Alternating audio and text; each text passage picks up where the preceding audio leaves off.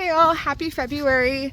Now that it's a new month, I thought it would be fun to give you guys a February orchard tour. For those of you that are new here, hi, my name is Christina and we are at the Secret Garden Homestead. We're a small homestead located in the Bay Area, California, and we have a backyard orchard currently that has 16 fruit trees and then also a citrus grove at a different spot in our homestead that has 9 fruit trees. And so I just wanted to give you guys a little tour, show you what's kind of going on. All right, I'm here in my back field and this is our orchard. It currently has 16 trees that we planted last year in it. And then we just did a video on our Back to Eden orchard transformation. So all of this is cardboard, compost, and wood chips. We are going to add an extra application of wood chips because we just didn't have enough. So we'll probably get 6 more yards and then put that on the orchard. But honestly, it just looks so much better. I'm so excited about how it's going to look once it's all chipped on the ground. And I think it'll add an extra layer of protection for the trees. The past few weeks here, it's been so cold from California standards. We have, I'm going to show you over here, 3 avocado trees, and I'm not sure that they're going to make it because the last 3 or 4 nights we've dipped below freezing and it just doesn't look like it's going to like elevate in the forecast to get like a little bit higher to give them a break. I'm looking at one of them, it looks completely dead. There's a couple that look okay. They just have to get through this cold snap. And then I'm just praying that the month of February will be less cold and that they'll have time to kind of heal from the cold and then maybe get a little more hardy next year. But I don't know, some of it's not looking well. Starting on the right side of the orchard, I tried to plant trees outside of these avocado trees, this 1, 2, 3, in order of when I'm going to be harvesting. So I thought I would walk you through what I have planted back here. And then I was going to take you guys to the citrus grove, show it to you, and then maybe do a little bit of harvesting on that as well.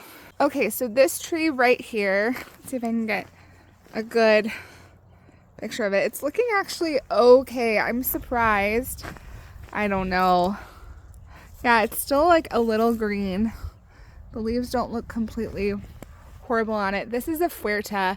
I bought this avocado a little bit bigger than the other avocados, and it looks like it's managing the cold pretty well, especially like if I get into these like really, let's see if I can get this to focus. Especially if I get into these like really little leaves right here. It looks like they haven't frozen to death. So that's good. Anyway, this is our biggest avocado tree is the Fuerte. And then behind it, I have the Hass avocado, and it honestly looks like it's dying. About 2 weeks ago, it was definitely thriving. I was commenting on how beautiful the tree looked. It still has a little bit of green left to it, but that's quickly fading. I have a feeling I'm gonna have to replace this tree and maybe just buying a tree that's a little bit more mature will help us get through the cold snaps that we have here. We don't have them that often. It's maybe, 7 days out of the year, but when they hit, these trees aren't doing so well with them. So anyway, that's our Hass avocado. We'll see if it comes back. Okay, going back to the front over here, this is our lamb Hass avocado tree. It's also looking pretty sad, although it does have some new growth, like right here. And it doesn't look like it's too impacted by the frost. Again, I need temperatures to come up. I think it's supposed to freeze again tonight. But again, I bought this tree bigger, so I just need it to hang in there for a couple more days. We are planning on getting some rain in the forecast, which I think will increase temps. So maybe my lamb Hass and my Fuerte will survive. I'll probably have to replace that tree in the back with something different, a more mature avocado. Heading over here, This tree is a Tilden apricot tree. It is dormant right now. I haven't gotten any fruit from it yet. Like I said, I planted this last year. So I'm excited about that. That's one of the first things that we harvest here on the homestead. And then right here and right there, these two trees are the same. These are Santa Rosa plum trees. These trees, one belongs to my daughter, one belongs to my son. I had each kid kind of pick a tree that they wanted. So these are looking pretty good. You can see that there's little buds starting to form as it's coming out of dormancy. So I'm excited. I do plan to harvest from this year and that one as well, even though they're really small. Maybe get a couple off of them. On the other side of the orchard over here, I have a pomegranate tree. I've heard pomegranate trees grow really fast. I don't know how long this one's been here. It did give me about one good sized pomegranate and then about 6 really small pomegranates. So I'm hopeful this year it'll bush out and give us a bunch of pomegranates because I've heard that they grow really, really fast. And then right here I have an Anna apple tree. This tree is my daughter Madison's tree. So I'm excited about that. It looks like it's doing really well. Again, it's dormant. I'm not sure if anyone else's trees are a little bit confused. What I've noticed is that my apple trees didn't fully lose all their leaves.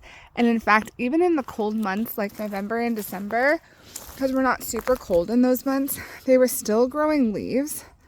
And here we are in February and there's still leaves on the tree. So my guess is that because these are all kind of newer trees, that they just don't know what season we're in.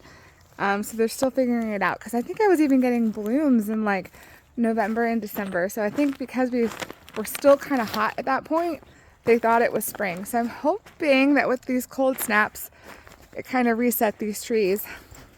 This here is a Japanese plum, and I believe it's ready to harvest in July. And also the Anna apple, it's an early variety of apple, so it should also be ready to harvest in the July time frame, maybe even June. So that's why it got placed here. And then over here I have an Empire apple, which I believe is ready to harvest in the August time frame, July-August time frame. Again, it still has leaves on it. It never fully lost all its leaves. I'm just hoping that it will reset and give me blooms come springtime. I don't even think that this tree blossomed for me last year. I almost thought it was dead, but then it eventually came to life. So we'll see how that one goes. Over here, I have a pear tree. This is our pear tree, long and skinny. I think I did a bad thing when I purchased it. It had a bunch of offshoot branches coming up and I wanted them to be taller, so I cut them off. But really that left us with just this one branch here. And now I'm trying to grow out the branches. You can see there's a bunch of little ones going up this way. I think that pears want a central leader. Like this branch right here is not the best because it's less than a 45-degree angle, but I don't know. I'm trying to shape this tree. This is a D'Anjou pear. And then over here I have a Bartlett pear, which I think is ready just right after. And then coming over here, these two trees are Fuji apples in the front. And I think they're ready in like end of September into October. And then back there we had planted a persimmon, but it never woke up, so I'm pretty sure it's died. And so we're gonna end up planting here a Gala apple. And then lastly, the last two trees that we planted last year were Granny Smith apples. This tree got really sick last year, and so I basically just decided to chop it and then pray that it would come back. So that's why it's a lot shorter than, say, that one. None of the trees that I had purchased were really pruned all that well, and I'm not a master pruner. I'm trying to get that central leader look, but we'll see. I feel like maybe as the trees get more mature, it's easier to shape them. I don't really know. So it'll be interesting to see how these turn out. So those were the 16 that we planted. And then over here, we're getting ready to plant our next 16 trees. And 4 of those are gonna be, well, actually 6 of those are gonna be peach trees, but I have 4 of the peach trees here. And you can see they're much more mature. I bought them much more mature because I want peaches. But what you'll notice is that these do not want a central leader. You're supposed to kind of cut them low and then have a couple branches that come up high. So I have a lot of pruning to do on these, but these are going to go in the ground soon. And I believe these are the variety Mid-Pride Peach, and it's our Alberta peach here. And then I also got 2 much smaller peaches, and I think those are the Eva's Pride peaches. I'm so excited for this round of planting that's coming up, maybe in the next few weeks, because it's all of our stone fruit. So last year we focused on apples and plums and apricots and avocados, and this year we're trying to get into the ground like cherries, nectarines, and peaches, as well as once it really warms up, I'm gonna attempt to plant some mangoes out here. I'm a little bit hesitant because of how my avocados are doing, and from what I've heard, avocados are way more hardy than mangoes, so I'm gonna have to figure out some plan to keep them warmer out here when we get those cold snaps. I do know that this Back to Eden arrangement that we have back here, if maybe we had done that before planting the avocados, it likely would have kept the ground warmer for those avocados, and maybe they would have been able to sustain the cold better. So we are going to be extending that Back to Eden method further back into the orchard that we're going to be planting this year. So I'm hopeful that we'll be able to keep those mangoes alive when we get ready to plant them. Anyway, this is the back side of the orchard that we planted. Everything's dormant. There's really not much going on, but I'm excited to see what it looks like when it's in its full glory this year. The one tree I forgot to show you guys is over here, and this is an Italian prune plum. We obviously didn't plant this one. This one came with the Homestead. It's very, very large. I don't think I really know what to do with Italian prune plums, so we had a lot of harvest last year. I tried dehydrating them last year. No one really liked them. I think that you can make kind of like a pudding or like pie type thing with them. I'm not sure. I hate to chop down a tree, but ultimately if it's not going to provide something that our family wants to eat or knows how to prepare, then it makes it a little bit more challenging to have that tree. Okay, so now I'm heading over to the citrus grove. We just did a video. We planted 5 more citrus trees, so I'll link that here if you want to see what we planted, but they're all in the ground. So I'm going to show you our citrus grove. Okay, so this is our citrus grove. It sits on the right side of our property, like in our actual backyard. And like I said, we have 9 varieties that are planted here. So starting over here, we have an unknown lemon variety. I don't know what it is. I thought it was Meyer, but it doesn't quite have the same skin as a Meyer. Ooh, and you guys can see, even at this point, it's starting to put on some blossoms. So pretty. You can see there's a bunch of tiny little blossoms here, and there's even some lemons growing right there. So that's really exciting. I can't believe we're already starting a new season of lemons. This tree is super low to the ground. I'd like to get it up more off the ground. So I have a lot of pruning to do here, but I'm waiting to get all those lemons off. And I don't like to pick my lemons all at one time. I like to kind of pick them as I need them.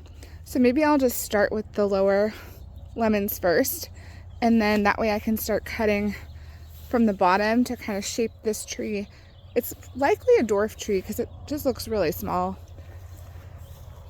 Back there, we just planted a semi-standard Moro blood orange tree, which I'm really excited about. I don't think it has any blossoms on it. I can take a quick peek here. The leaves are beautiful, and you can see all this new tender growth coming in, which is just amazing. I think citrus is so cool. So anyway, that'll be a Moro blood orange tree. I don't know when it's going to start producing. Maybe we'll get some blossoms this year. Down here in the front, we have a semi-standard Meyer lemon tree. Over here, I have a very overgrown navel orange tree, which I'm going to be harvesting this today, right now, because I'm out of oranges in the house. But it's huge. It needs to be basically chopped and shaped into a tree, not like an overgrown bush. So I'll be harvesting from that today. Then we have a pink lemonade grapefruit right here. This tree is doing so well. At the beginning of the year, it was all yellow like this, kind of spotted. And then I just really started taking good care of it. And it even has 2 pink lemonade grapefruits on it. Okay, coming over here, this is like our mandarin orange-ish type section. This is actually not a mandarin orange, it's a Dancy tangerine, which is a seeded variety. This tree did so well for us this year. And I'm actually gonna bring out my kiddos and let them pick the rest of the mandarins off of the tree today. And then in the back, or sorry, not mandarins, tangerines. In the back, I have a mandarin orange tree that we just planted. I think the variety on that is the Tango. So those are pretty much ready to harvest, although they could be on the tree for longer, but I think critters are getting to them. And then we just planted this one as well, which is a Owari Satsuma. It doesn't have any blossoms that I can see on it. So it'll probably take a couple years for this to actually grow for us. Again, this is a semi-standard tree. That's also a semi-standard tree. Okay, and coming to the last tree that we have in the citrus grove, this is our dwarf Mexican lime tree. It has a lime on it already, and it produced a ton of limes for us last year. A ton being like 15, which is the first year it ever produced for me. I've had it for several years. I don't see any buds on it at this point. It might be in a little bit of shock because we just transplanted it into this new wine barrel, but I'm really excited. I loved how this looked. I actually want to do it over there and put another potential lime over there in a wine barrel. I think that's just so cute. So anyway, that is the citrus grove. Those are all the trees that we currently have on the property. I need to get to some harvesting, so I'm gonna get to this navel orange tree, and then I'm gonna bring the kiddos out and they're gonna do the tangerine trees.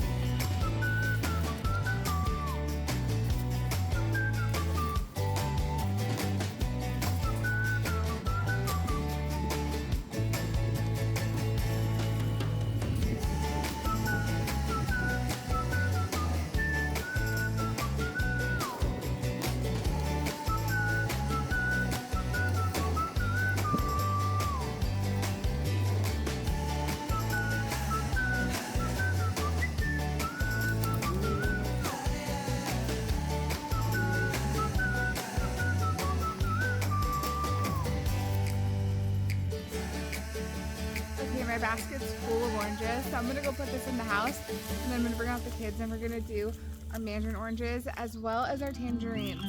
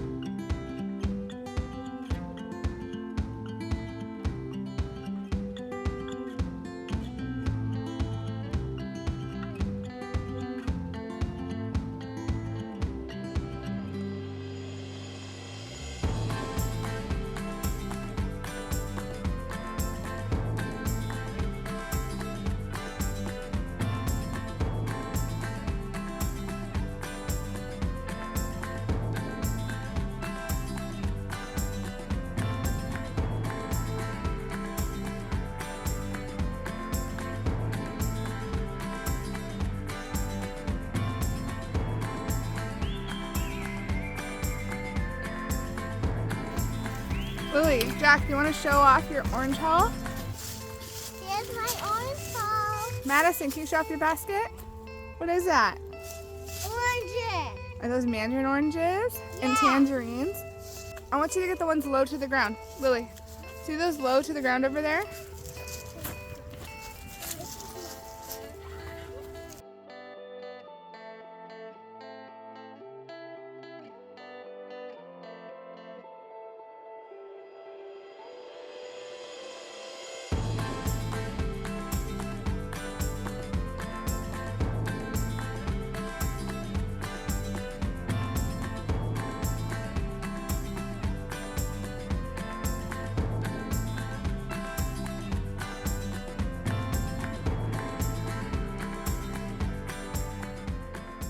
All right, you guys, that's a wrap on this month's orchard tour. I'm excited to do these tours every single month. I think it's gonna be really interesting to see not only how the orchard changes month after month, but also year after year. I plan on doing these for a while. So anyway, the kids had a blast picking oranges, mandarins, and then also some tangerines. And now we're just gonna play outside. We're done with homeschool for the day. Even though it's freezing outside. So I hope that you guys are having a lovely beginning to your February, and we will see you guys in the next video. Bye.